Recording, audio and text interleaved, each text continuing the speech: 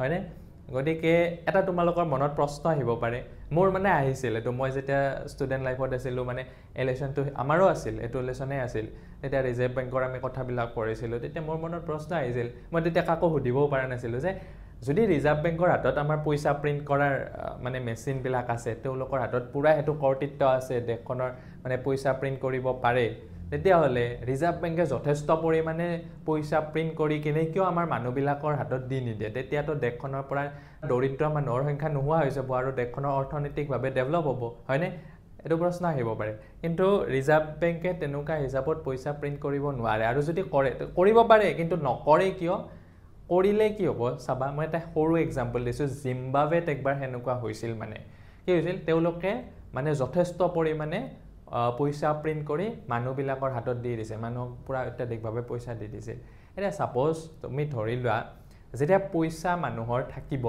তেতিয়া মানুহবিলাকে কাম কৰিব জানো আমিয়ে ধৰা আমাৰ হাতত যথেষ্ট পৰিমাণে এনে কবাৰ পৰা পইচা আহি গৈছে চৰকাৰৰ পৰা এনে পইচা সবৰে পুৰা একাউন্টছতে 50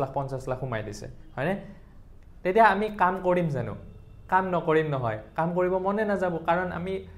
আমাৰ হাতত পইচা আছে আমি জাস্ট কিনিব যাম হয়নে নাই গতিকে পইচা যেতিয়া বেছিকে থাকিব মানুহবিলাক কি হ'ব মানে কৰ্মবিমুখ হ'ব কৰ্মবিমুখ হলে কি হ'ব তোমাৰ মানে আমাৰ যোনটো প্ৰডাক্টিভিটি মানে প্ৰডিউস বস্তুবিলাক নহব সবে কিনিবহে যাব আৰু যেতিয়া পইচা থাকিব তেতিয়া বস্তুবিলাকৰ ডিমান্ডটো বাঢ়ি যাব এটা ধৰা আমি বহুত বস্তু পইচা নাই কাৰণে কিনা নাই আমি ধৰা 50 লাখ টকা থাকিলে আমি গাড়ী এখন কিনিব যাম কালি এটা মোবাইল কিনিব যাম তাৰ পিছত কবাত মাটি কিনিম গতিকে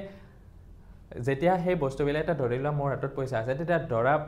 বেছিকে পইচা দি কিনিম হয়নে নাই তেতিয়া মানে জিম্বাবৱেত এনেকুৱা হল এবাৰ মানে বিৰাট মানে জমনি কথা হল যে ব্ৰেড কিনিবৰ কাৰণে